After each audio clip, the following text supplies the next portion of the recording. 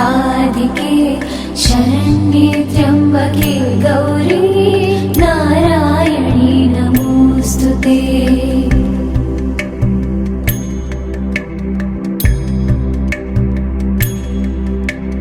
या देवी सर्वभूतेषु विष्णुमायेति शब्दिता नमस्तस्यै नमस्तस्यै नमस्तस्यै नमो नमः।